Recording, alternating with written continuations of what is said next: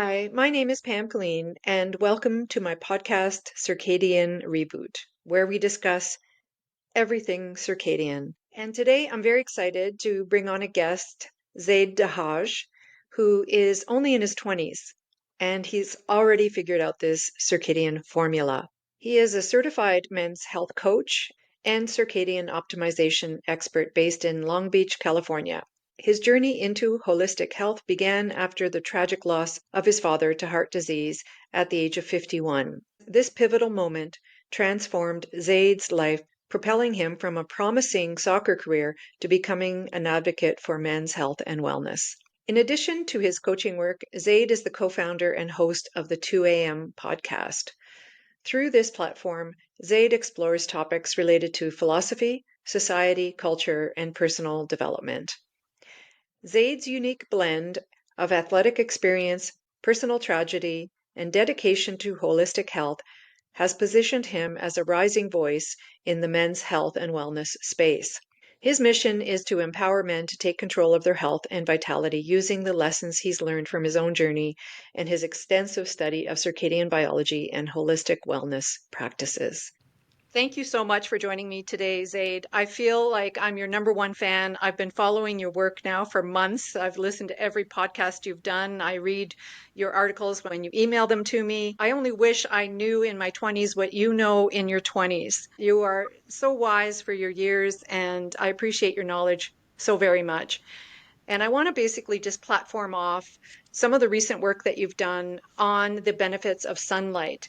And perhaps we can start from a historical perspective simply because a lot of people don't know that the sun was historically used for healing the bodies. And you did a wonderful article on the history of heliotherapy.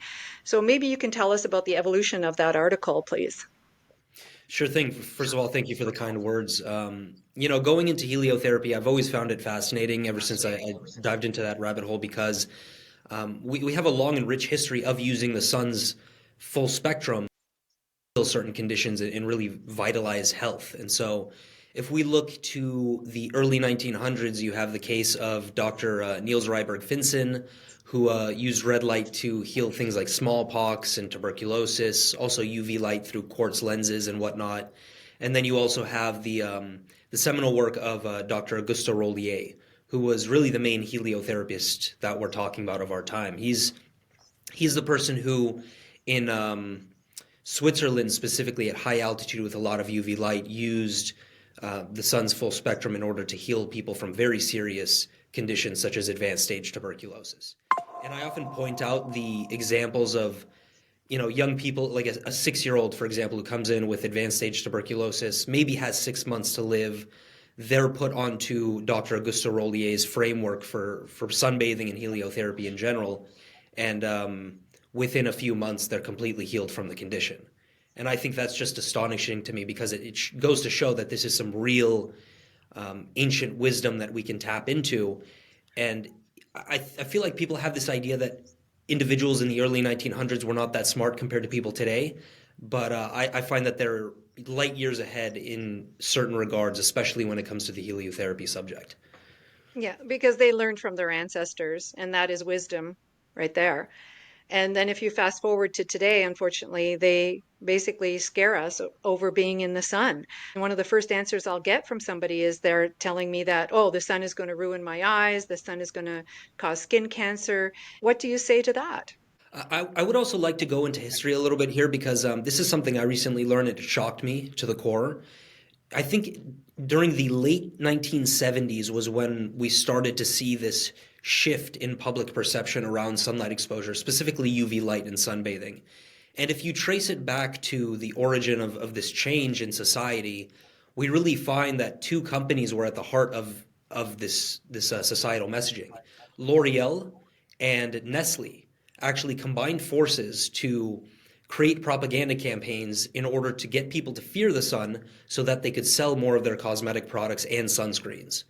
And so when you consider that fact, when you consider that centralized dermatology as well is started kind of along the same lines with a huge PR campaign that basically made them out to be skin cancer fighters. And We went down the rabbit hole of like skin cancer diagnosis. Now today we know there's a huge overdiagnosis of melanoma, and there's a lot of problems in the industry to say the least. But I think if people understood that historical context, then they would understand that a lot of what we're being taught today is basically a lie.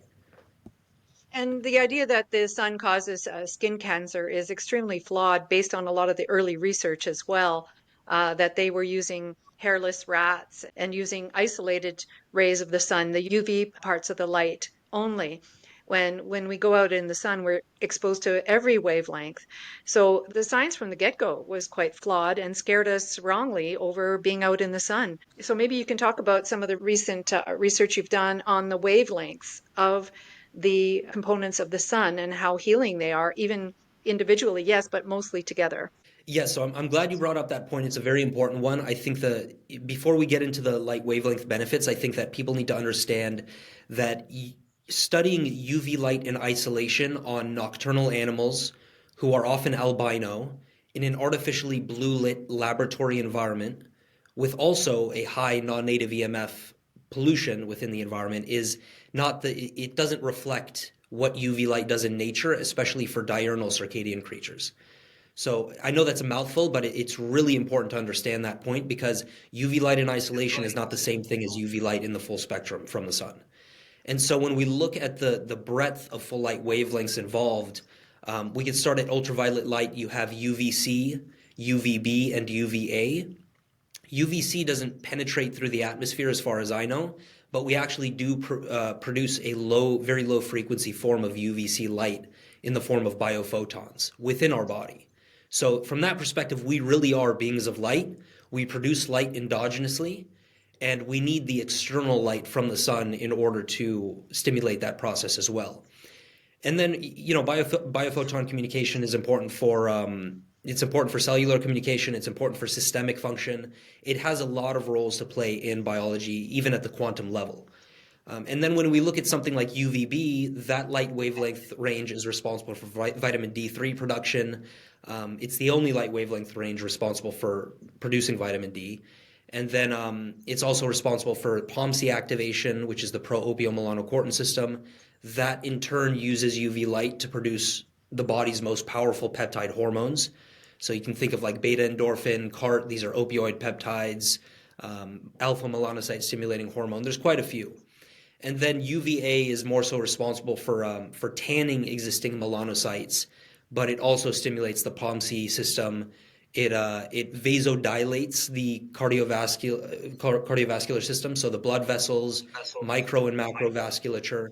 It actually relaxes that entire component of the body, which then lowers blood pressure. And so there's a lot of aspects involved with UV light in general, but it's extremely beneficial. I say that it does require some education. It can be a double-edged sword for people who are new to this work, for people who have atrophic skin, who don't have much experience getting sunlight exposure. But regardless, it offers so much benefit that centralized dermatology and ophthalmology and other fields just don't cover. And then within the visible range, you go from violet light to red light. There are many benefits involved with that. Violet light has been shown to suppress myopia via the EGR1 gene in human beings. So this goes against the narrative that ultraviolet light is bad for the eyes. It's actually good for the eyes. And then, red light, we all know about red light therapy, powerful for the mitochondria. The entire electron transport chain is loaded with red light chromophores, which are light sensing molecules, which then go on to create ATP. And then green light, blue light, all of these forms of light offer so much health benefit from different angles. And then also after that, you have the infrared range, which is extremely powerful. Modern lighting does not offer any infrared. And so that's highly problematic today, which is why we really want to get outside or add light sources that add the infrared back within the environment. So it's a bit long-winded, but I think that's a Okay. pretty good cover. But in order to expose yourself to some of the more healing properties of the sun, it's very important to go out in the morning sun and to watch the sunset as well. There's so many benefits to that. I mean, synthetic lighting is kind of, the second seat to me. I'd rather go out into the sun. But you can get a lot of those benefits just, 10 minutes a day, maybe, Zaid, in the morning, 10 minutes at sunset to try and accumulate some of the benefits of these wavelengths. Yeah, I would say, the more the better. It seems to, the more time you can spend outside, the better results you will get. I will say minimum 20 minutes in the morning, ideally watching sunrise, and then, watch sunset if you're able to as well, if your lifestyle allows for that. But I often say that it depends on the commitment. So people, I really do think from the health standpoint, when it comes to chronic disease in this country and most people's health status, we really need to make a change in terms of our lifestyles on an individual level in order to make it work somehow. So whether that's opening the windows, working by an open window, or just watching sunrise, getting your eyes exposed as much as you can, that's huge. Now, what about people who claim that wearing sunglasses helps protect their eyes from the sun? Um, People who've had LASIK surgery to their eyes, what are they doing by blocking essentially or damaging their eye to the point where they can't benefit from the sun? So it's quite a deep rabbit hole. I would urge, I forgot the doctor's first name. He was alive in the early 1900s and he did a lot of studies on this work, but his last name is Holwich. And he studied the relationship between light and cataracts as it relates to not only eye health, but also systemic health within the body and through different species as well. And what he found is that because of the nature of cataracts, they actually block a substantial amount of the full light spectrum that you would get naturally without them. And so once he removed these cataracts from human beings, different species as well, he found that there were actually massive hormonal changes and fluctuations based off of that one change. And so the idea is that you need the full light spectrum into the eyes peripherally in order to stimulate certain processes within the brain. You can think of like areas like the hypothalamus, the suprachiasmatic nucleus, in order to create life's most fundamental hormones like cortisol, epinephrine, dopamine, all these, different neurotransmitters and hormones. And so we need that direct relationship of the full light spectrum into the eyes, into the brain, which then has systemic effects. And if you place any lens or filter over the eyes in relation to full spectrum sunlight, then that causes second and third order consequences that have a real impact on people. And so, the POMC system that I mentioned, the pro-opioid melanocortin system, that's found within the brain and the skin. And you really don't want to interrupt that process because there can be consequences. In a very real sense, if you sunbathe, for example, and you use sunglasses, you're interrupting the signal of UV light getting into the eyes, which then is also tied directly to the skin. And so this is how you can actually prevent a peptide hormone production in the form of alpha melanocyte stimulating hormone, which creates melanin in order to, as an adaptation against that UV light. And so if you block full light spectrum from the eyes, you don't produce alpha melanocyte stimulating hormone, which then prevents you from building melanin, which then makes you more likely to get burns. And so that's kind of the complex interaction that we're dealing with, which is why we would just want to go all natural with no sunglasses as much as possible. And with LASIK as well, I think I've heard you talk about the damage. It damages the receptors in the back of the eye, which would basically interfere with the messaging to the hypothalamus gland. What have you noticed with anybody that you might know who's had LASIK surgery? Exactly. Yeah, I think that's a very important point that not many are aware of, even in the circadian realm. I think that it's not, not everyone experiences the same detriment, I'd say. Some people seem to be more sensitive than others, depending on maybe mitochondrial heteroplasmy and other factors. But there is a direct link between LASIK surgery and sudden onset suicide or depression. And so the reason why I think that occurs is because of the interaction that light has with these non-visual photoreceptors in the brain, which are also key to neurotransmitter production, dopamine, serotonin, norepinephrine, adrenaline. Like these are all fundamental aspects of mental health. And so if you use any form of light, I think they use low frequency UVC laser actually in the form of LASIK, and that can interrupt the process basically. And it's very complex. I think we need more research on it, but we have seen enough evidence in order to see that it can be a problem. Yes, yeah.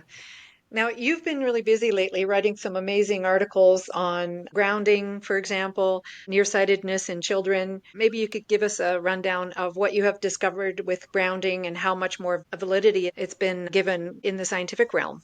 Yeah, so it's always fascinated me for the past few years. I think that I've been going deeper as time has gone on and in really deeper in the sense of studying various aspects of the body in relation to grounding. So, a lot of people might think that grounding is pseudoscience. I know that's a big topic on the internet these days and just in general social circles. But if you study how the body works from a high level perspective, we get into concepts such as biological semiconduction, bone, skin, many aspects of the body display semiconductive properties, even melanin.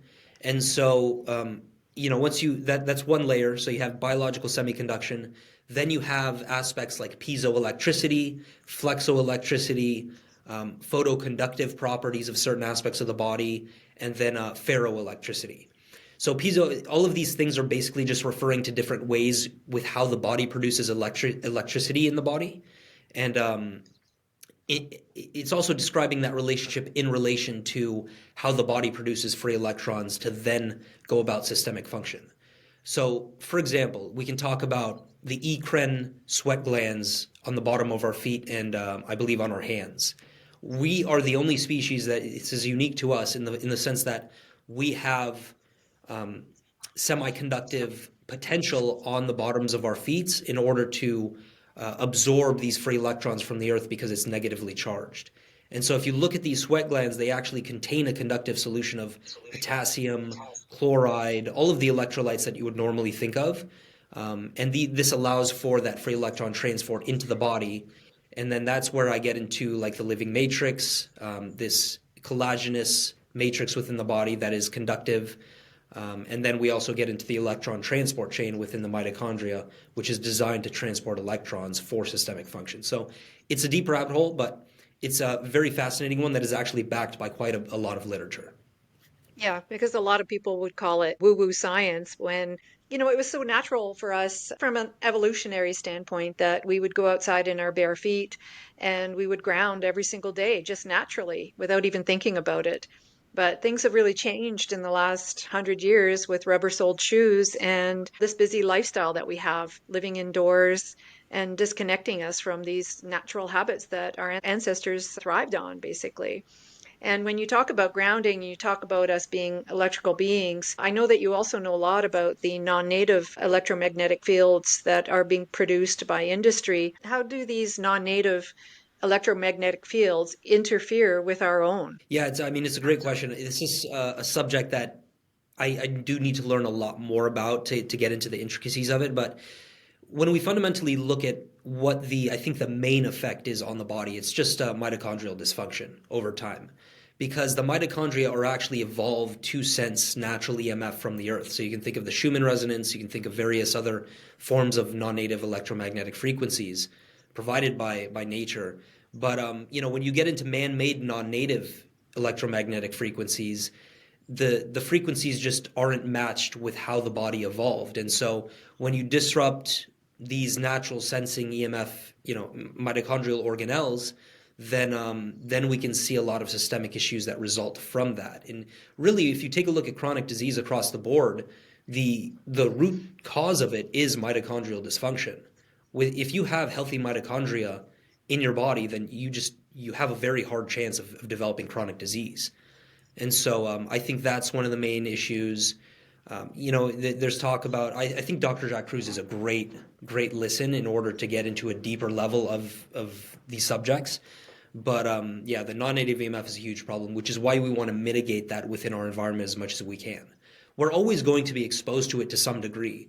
The question is, do you have safe and healthy practices to mitigate the amount of exposure that you have on a day-to-day basis?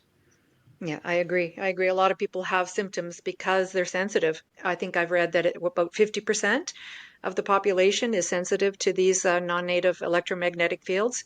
So I often tell people if you have intractable symptoms, you need to do some remediation in that area. Nevertheless, Yeah. you've also written a fascinating article about myopia as well. And I know in Asia, there's been some efforts in Asia to encourage children to spend more time outdoors, and they're seeing improvements in terms of their eyesight. Now, why would this be? Well, if we go back to the study that I mentioned earlier on violet light, we show that in human beings, violet light from the full spectrum actually suppresses myopia through the activation of the EGR1 gene. And it's extremely fascinating because obviously you have this narrative that ultraviolet light is damaging to the eyes, but then on the other hand, you have this evidence that violet light suppresses myopia. And so when you compare children or people in general who spend a lot of time outdoors versus people who spend a lot of time indoors, I mean, it's a completely different universe of results. Like the people who spend time outdoors, their prevalence of myopia is down to the ground. But on the other hand, the indoor lifestyle is really it's the recipe for developing myopia. And that's because the entire ocular system is designed to get the full light spectrum in one unit.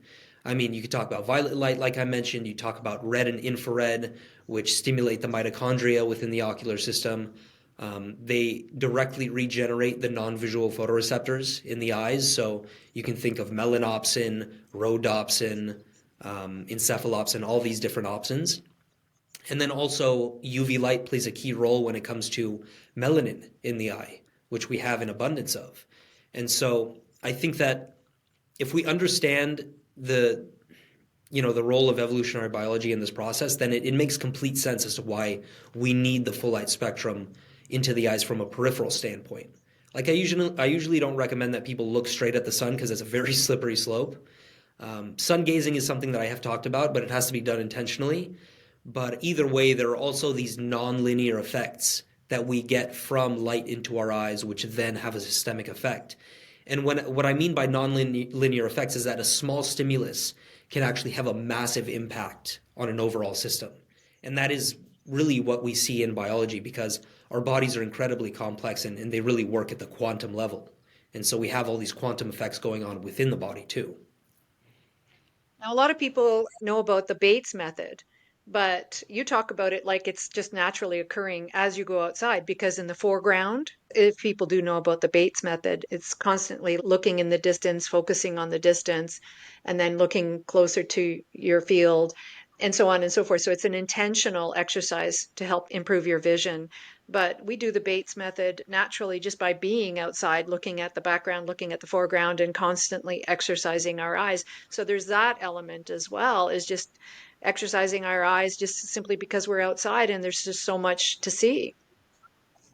Yeah, that's the beauty of it. It's the natural environment. Nature provides it all for, our species because we did evolve in that environment. It's just that simple. And I think that even for example, I've run tests on myself. Like I recently got an eye test. I wanted to see how good my eyesight was because I like to track these things in depth. My eyesight right now is at 2016, and so it's better than average. And this is interesting considering that from a from a personal history background with my family, my father wanted to be a pilot actually, but he had age-related macular degeneration. He didn't have great eyesight, so that prevented him from following that line of work. My mom to this day still needs reading glasses as well. So it's not just genetics. I think that epigenetics matter most here in terms of how your lifestyle is in relation to light and other things as well.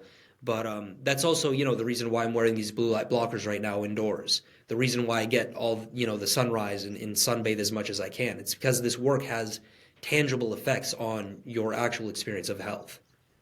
Right. And you work with a lot of clients. I think you focus mostly on working with men. How do you teach them how to adopt a lot of these practices into their daily routines? Slow but steady. I think that's an important concept. Just nailing down consistency. I think if you're not consistent in anything that you do, then you're not going to achieve any achievable or worthy outcomes.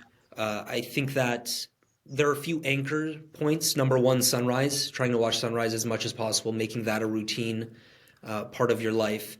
Sunbathing, just getting outside as much as they can. And then also, I think another anchor point is blocking artificial light strictly after sunset because we really want to be aligned with a light and dark cycle. And so I do follow the philosophy of Pareto's principle, which is the idea that you get most of the results from just a few changes. And so, yeah, watching sunrise, sunbathing, or just spending time outside, and then blocking artificial light after sunset seem to be the three levers that make the most difference here.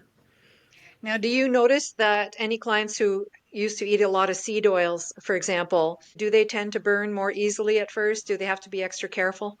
I've seen a little bit of anecdotes around that, but I feel like the results that I've seen contradict that in a sense because I do think that avoiding vegetable oil or seed oils are very important. I think that you can't go too far with your health if you're consuming oxidized fats that are damaging to mitochondrial integrity and whatnot. But it seems like the light component is more important than the vegetable oil consumption. I think that if you just reduce the amount of seed oils that you're consuming, then you should be fine, so long as you have a healthy light environment.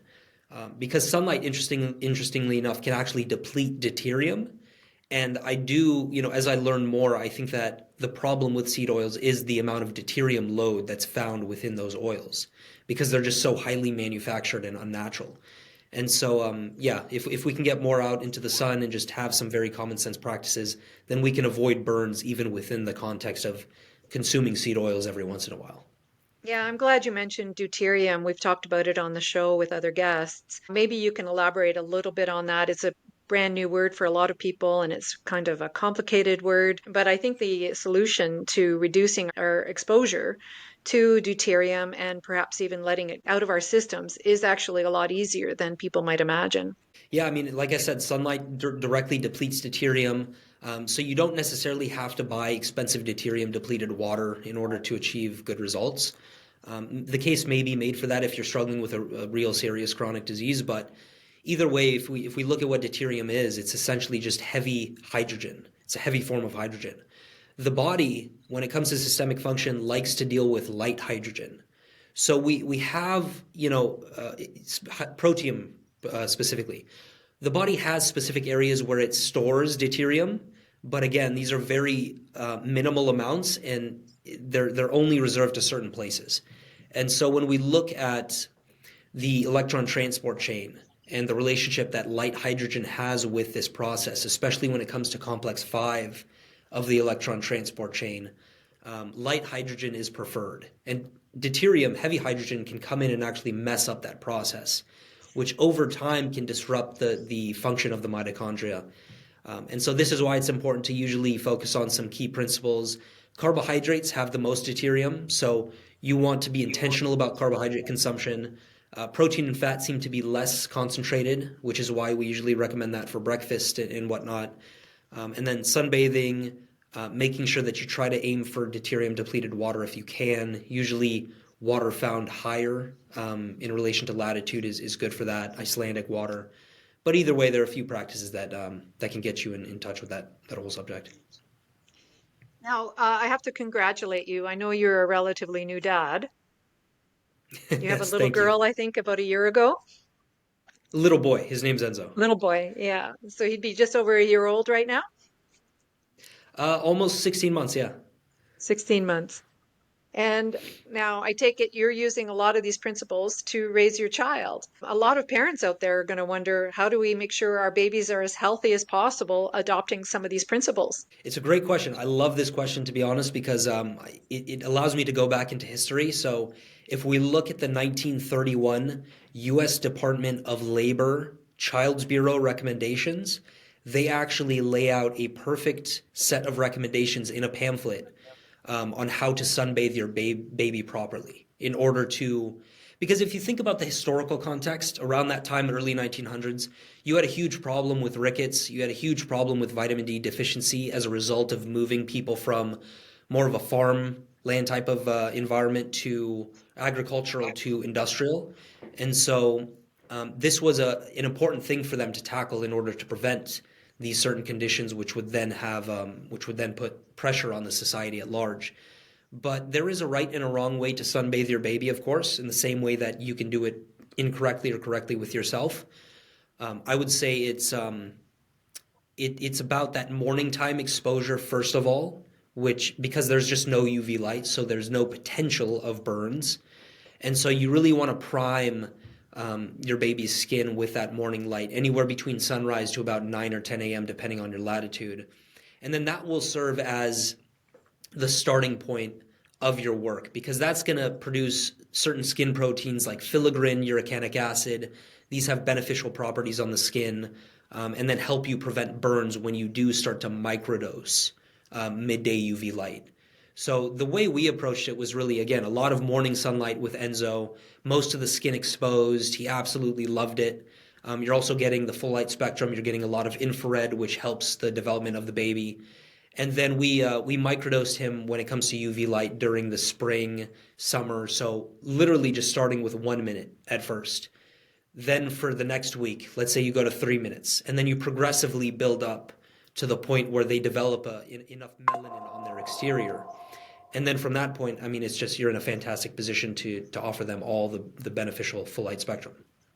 And I'm sure you're very careful about the light he's exposed to at night, not using night lights, for example, or if you do use night lights, I suspect they're amber or red in color. I'm sure you adopt a lot of those light principles indoors as well, right? Yes, very big on that because babies are, since they're smaller and they contain more water, they have more water content. They are more sensitive to toxic artificial blue light in isolation, and they are more sensitive to non-native EMF. And so you want to be more strict when it comes to the environment in which they develop and grow, because those things have a real impact on their development from a brain standpoint, mental health standpoint, even down to the development of their bones and whatnot. So you do want to be very strict. It's going to be tough, to be honest, for a lot of parents because many of them are new to this. They're going to be learning as they go. But I think if you just don't become neurotic, get a few of the basics down, and just make sure that you involve the entire family so that all of you can gain health benefit here. Right. I mean, I was born in the 60s, in the early 60s, and we played outside all the time. There was no fear of the sun. We would fight to go back indoors.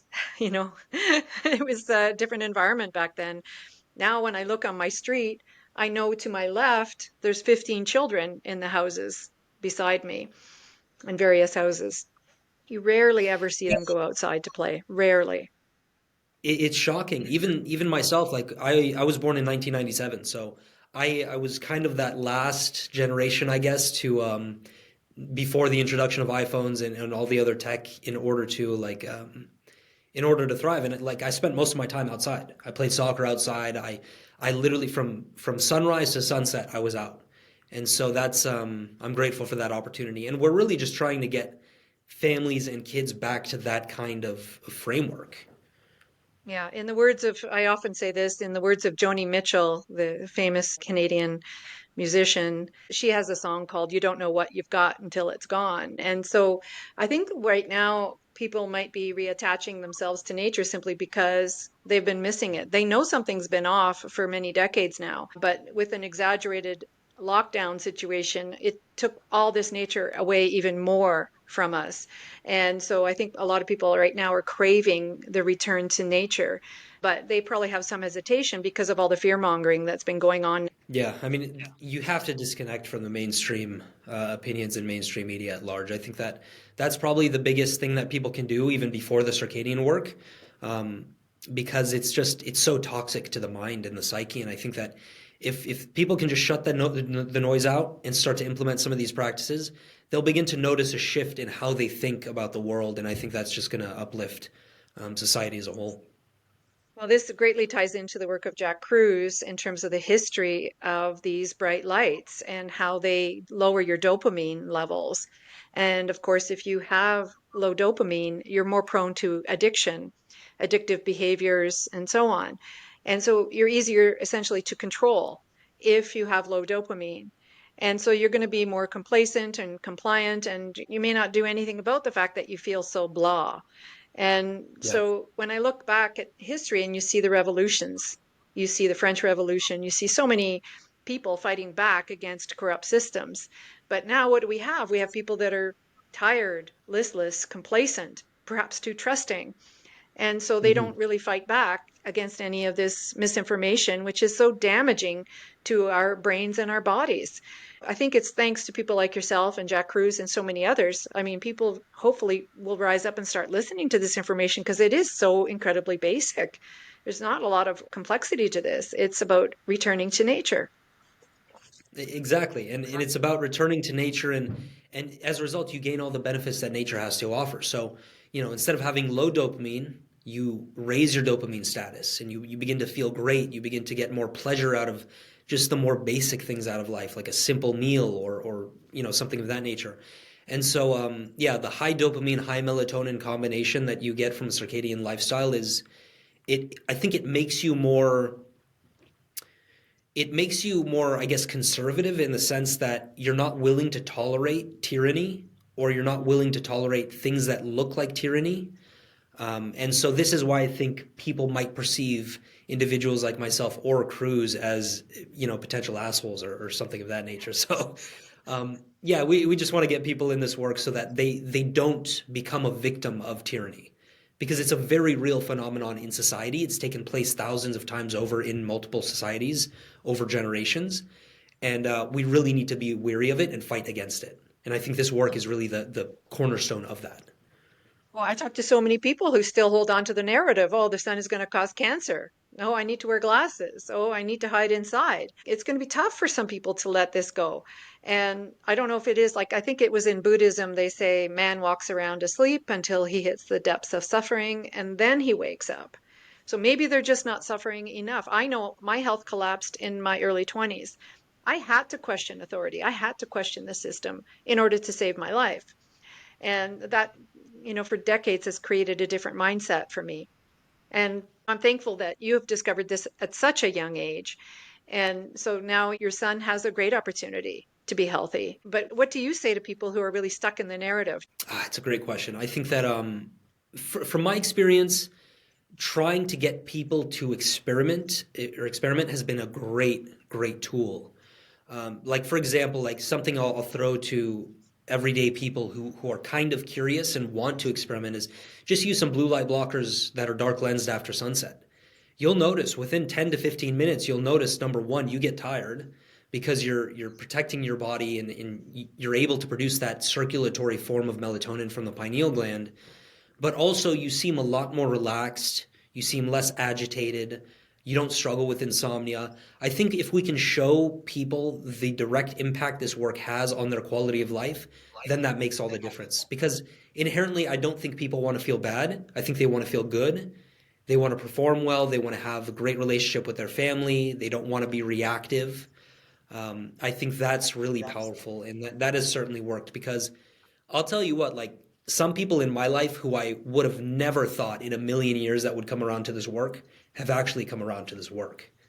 Like people who, for example, there's one specific family member who comes to mind, who used to be a pharmaceutical rep for a large pharmaceutical company, very mired in the centralized worldview.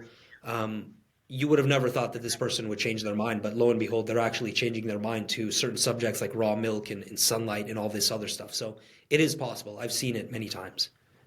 I've been working on the raw milk issue for years. So Yeah. you're lucky you have access to it in California. I'm going to be talking to Mark McAfee next week. I've known him for Oh, beautiful. years. He's amazing. Amazing. It'd be so nice if he could be the advisor to the FDA, then maybe the food system in the United States and Canada would have a better chance of being healthier. But you're Yeah. lucky in California. Yeah, we have a few Oh, places where we can get it. Sprouts, Mother's Market, I think. Yeah. oh, good, good, good. And you can probably get a lot of like grass-fed meat and pastured chickens and so on in your area. Yes, exactly. We do our best here. Oh, that's good.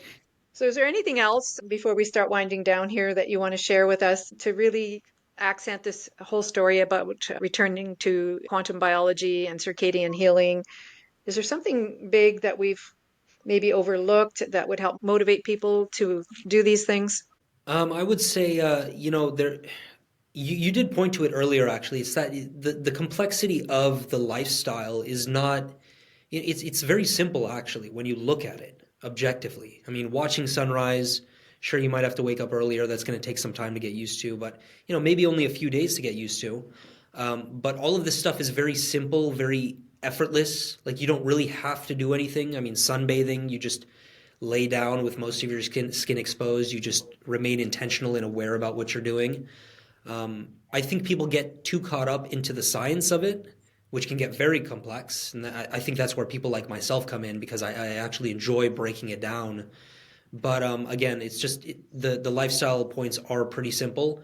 Most of them are free. For example, just not eating after sunset, watching sunrise, taking walks after meals, spending time outside, even moving your office outside, opening the windows so that you have the full spectrum sunlight and that you don't get the artificial manipulation through low emission glass. I mean, those are just perfect examples, and people can really start to get the ball rolling very quickly, actually. And so people can start to change their metabolic health at a rapid rate, one that really most physicians and most people who are stuck in the centralized worldview would not think of as possible. I've seen some incredible transformations, and I think that people just need to ground themselves in that understanding. Right. I've seen people improve their sleep in 3 days just doing a few of those things. So getting up every day at the same time, going to bed at the same time, wearing blue light blockers at night of 2 to 3 hours before they go to bed. And within 3 days, they start sleeping better, just doing those three things. So Wow. you start, you dangle the carrot in front of people, give them something simple to do.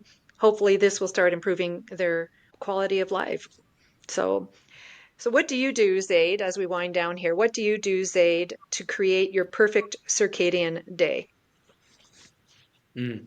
Well, watching sunrise is definitely an important part of that. And when it comes to watching sunrise, I always believe that a great night of sleep starts in the morning. And so, in order for you to wake up at the appropriate time naturally without any friction, it's really about the nighttime first. And so, I usually aim to be in bed by 9:30 p.m., some days even earlier if I feel like I need more recovery. And of course, I block artificial light after sunset very strictly. I have the blue light blockers on. I wear a basic layer of clothing to protect my skin from any artificial light. I avoid food after sunset. And then that's how the nighttime looks. I think it's important to start there. And then into the morning when I wake up naturally, watch sunrise as much as I can, depending on the schedule. Try to get as much of my skin exposed, even if it's a little bit cold, because cold does offer some of these benefits from a circadian standpoint. It's good for the soul, I think, as well. And then, just trying to spend as much time going from inside to outside frequently. I have my routine sunbathing if the weather permits it. And then from that point, just winding down, taking an evening walk with Enzo and doing that outside as well. And then yeah, just going dark mode after that. Try to use beeswax candles. That's something that I've been getting into recently. That's been fantastic. And from that point, it's pretty simple. It just remains pretty steady. And then if I'm out as well, like I wear the blue light blockers. I'm not neurotic about this. Sometimes I will be exposed to artificial light at night. Let's say I'm at a party or something of that nature, and you have to learn how to have the balance and live your life. That's the important thing. Yeah, yeah, I know. I listen to some practitioners and they wear their blue light blockers if they go to concerts. I don't know if I'll go that far, but No, I won't go that far. but I think after time, after doing this for several months or years, you can cheat every so often, if you will, and it doesn't affect you. I mean, my sleep is so much better now, and stay that way regardless. But I've stopped exercising at night and doing things like that would really disrupt my sleep. Late night exercise. I play tennis and I just, it would mess me up. I would play sort of 7 to 9 or 8 to 10 and I would go home and I couldn't sleep. And not just because of the exercise, but because of the lights that I was being exposed to. And I was like, I said, I feel foolish wearing these glasses when nobody else is wearing these glasses. So I said, no, I'm just going to relinquish my late night tennis. I resonate with that too because I have a background of competitive soccer. I wanted to play soccer professionally, and I've traveled to a few countries to try to make that happen in my earlier age before my father passed, which is what got me into this work. But I would practice 3 to 5 days a week with the team for 2, 3 hours from like anywhere between 8 to 10 p.m. I would get home at 11 p.m., 11:30 during game times, maybe even midnight, depending on the drive, and it wore me down. And I think that it did contribute to certain injuries that would impact my performance. And I could notice that I had insomnia, and I almost never deal with insomnia. So that points to the idea that these lifestyle changes are very important. And you look at the kids today and they're injured so easily. In my era, they weren't, Zaid. They No. would play sports, they wouldn't be hurting their ankles or their knees or anything like this. But today, the kids are just so structurally weak. And I'm sure there's a variety of different reasons for that. But if you're getting good night's sleep, if your circadian rhythm is balanced and you're getting a good night's sleep, then you're going to produce enough growth hormone to grow structurally strong. And so, yeah, it's really too bad how things have happened for this young generation. I think it's 50% of our kids today are sick. Yeah, it's It wasn't, ridiculous, and I think um, yeah, it's it wasn't interesting like because that when I was young. Yeah. yeah, definitely. I think that a large part of the work here for me especially is appealing to a younger audience in the sense of wanting to make this work cool, because I think a lot of young people just feel like this is annoying. This is they might think it's not effective, or it's just like no, none of my friends are doing it, so why should I do it? And I think I'm trying to unwind that societal, I guess, assumption in a real way. Well, it's because everything that we see around us, all the sickness and all the problems that we see have been normalized as part of Yeah. the narrative, right? It's part of the brainwashing, and it's just simply not normal. I remember when I was a kid, there was maybe one quirky kid in the classroom. Same thing when I used to talk to my parents about it. They maybe had one quirky kid in the classroom, but most of my peers and their peers were very, very healthy. This is taking you Mhm. up until the 1960s. And then all of a sudden, things have changed. And now weakness has been normalized, sickness has been normalized. And we've got to turn this situation around. Yes. Yeah. Amen. We have to. There has to be hope in people's minds, and I think that this is why I kind of view the work that I do at a much. I think it's very important because it's number one. You have to make people aware that there's a problem. If they're not aware, then nothing's going to change. And I think that we can do a lot through a grassroots movement. Most importantly. Well, and you're a big part of that, Zaid. I really, really appreciate the work that you're doing. For a young man to get this message out to other young men is critical. And you just keep up the wonderful work that you're doing. And with any luck, maybe I can get you back on the show for another interview. Oh, absolutely. We can do two, three, four, how many, whatever you want. I could talk to you forever. So thank you again for the wonderful work that you're doing. Thank you, Pam. The information in this podcast is for informational purposes only and is not intended as medical advice. We are not licensed healthcare providers, and our content is not a substitute for professional medical diagnosis, advice, or treatment. For personalized health guidance, or if you have specific medical concerns, please consult a qualified medical professional. They can assess your individual health needs and offer recommendations tailored to you. By listening to this podcast, you agree to this disclaimer. We assume no responsibility or liability for actions taken based on the information provided here.